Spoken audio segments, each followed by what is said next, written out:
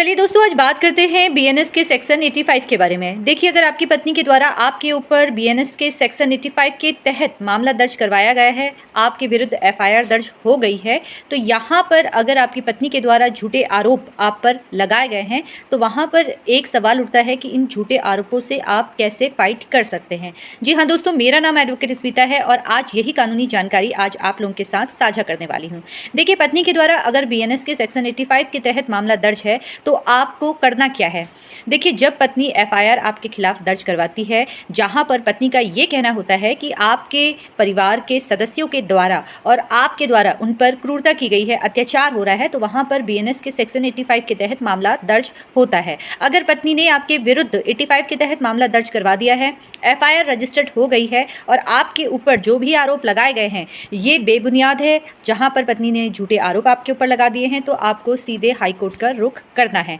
आपको मामले को क्वेश्चनिंग के लिए लेके जाना है। वहाँ पर जब भी आप हाईकोर्ट पहुँचते हैं तो वहाँ पर आपके पास एविडेंस होना चाहिए। एविडेंस बिल्कुल पुख्ता होने चाहिए, जहाँ पर आप अपनी बात कोर्ट के समक्ष रख सके कि पत्नी ने पूरे आपके ऊपर जो आरोप लगाए हैं आपके और आपके परिवारजन के ऊपर, वो सरासर बेबुनियाद हैं। देखिए, कुछ लोग ये सोचते हैं कि जब चार्जशीट फाइल होगी उसके बाद हम क्वेश्चनिंग में जाएंगे, लेकिन मैं आपको यही कहूँगी कि जब एफआईआर हो गई है तो आपको तुरंत हाईकोर्ट जाना है। क्वेश्चनिंग वहाँ पर आपको अपनी केस की करानी है एविडेंस के साथ। अब एविडेंस क्या हो सकता है? एविडेंस हो सकता है वीडियो रिकॉर्डिंग हो सकती है, ऑडियो रिकॉर्डिंग हो सकती है, कोई ऐसी चैट हो सकती है, या आपके पास ऐसा कोई डॉक्यूमेंट जो आप अपनी बात को साबित कर सकें न्यायालय में। देखिए, जहाँ पर बात आ जाती है वीडियो रिकॉर्डिंग की, जहाँ पर आपने वीडियो रिकॉर्डिंग की है और पत्नी आपको लगातार धमकी दे रही है वहाँ पर कि मैं आपके खिलाफ मामला दर्ज करने वाली हूँ, आपके विरुद्ध मामला दर्ज होगा, आपके परिवारजन के ऊपर मामला दर्ज होगा, तो ये वीडियो रिकॉर्डिंग न्यायालय में आपको एविडेंस एक्ट के सेक्शन 65B के सर्टिफिकेट के साथ वहां पर प्रस्तुत करना हो। और जहां पर आप ऑडियो रिकॉर्डिंग न्यायालय में पेश कर रहे हैं तो वहां पर भी आपको सावधानी रखनी है। वहां पर वो एविडेंस आपको रखना है, वो ऑडियो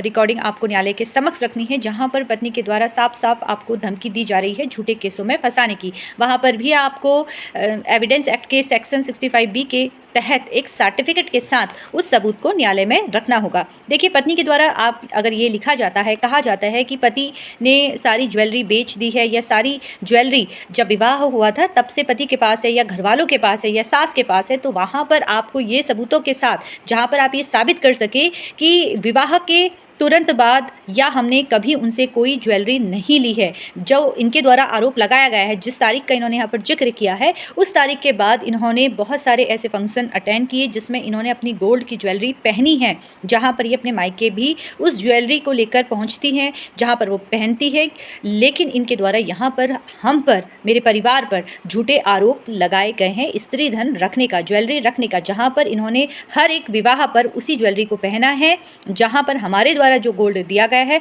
वो भी इनके पास ही है। इवन आपको ये सारी चीज़ें न्यायालय में रखनी पड़ेगी, तभी आप अपने मामले को क्वेश्चनिंग पे लेके जा सकते हैं। सबूतों के साथ ही आपको हाईकोर्ट पहुंचना है और वहां पर मामले को खारिज करना है। देखिए, अगर आपकी फैमिली मेंबर यानी कि आपकी माताजी, आपके बहन, इनके खिलाफ मामला दर्ज उनके द्वारा किया गया है, या आपके पिताजी के विरुद्ध मामला दर्ज कराया गया है बीएनएस के सेक्शन 85 के तहत, और आपका और आपकी पत्नी का उनसे पिछले 3 साल से किसी भी प्रकार से कोई संबंध नहीं रहा है, जहां पर बहू उनसे नहीं मिली है, कोई इतनी बातचीत उनके बीच में कभी नहीं हुई है, तो वहां पर बीएनएस के सेक्शन 514 के तहत आप ये कह सकते हैं कि 3 साल से ज़्यादा का समय हो चुका है, और इस सेक्शन के तहत 3 साल से दूर होने पर आप इस सेक्शन का फ़ायदा उठा सकते हैं, जहां पर आपके परिवारजनों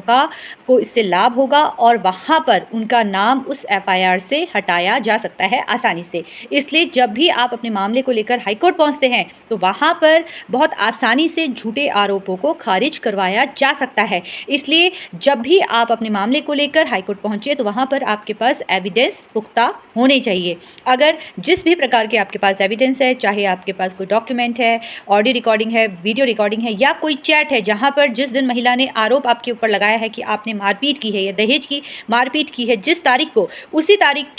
को महिला और आपके बीच में अच्छी तरीके से बातें हुई हैं, सारी चीज़ें ठीक है, लेकिन उसके बाद महिला ने आपको तुरंत धमकी दी है, आपके विरुद्ध कंप्लेन करने के लिए उनके द्वारा लिखी हुई आपके पास चैट है, ये सारे साक्ष्य के साथ आप हाईकोर्ट जाइए और अपना मामला आप बहुत आसानी से खारिज करवा सकते हैं। फिलहाल अगर आपको ये जानकारी पसंद आई हो तो इसको अधिक से अधिक इस वीडियो को शेयर कीजिए, कमेंट कीजिए और अभी तक जिसने सोशल मीडिया के प्लेटफॉर्म पर मुझे सब्सक्राइब नहीं किया है, तो आप सभी से निवेदन करूंगी कि अभी तक जिसने सब्सक्राइब नहीं किया है वो इसी तरीके से कानूनी जानकारी प्राप्त करने के लिए मेरे सोशल मीडिया के अलग अलग प्लेटफॉर्म पर मुझसे संपर्क कर सकता है, मुझसे जुड़ सकता है। इसी तरीके से मुझसे जुड़ते रहिए। धन्यवाद।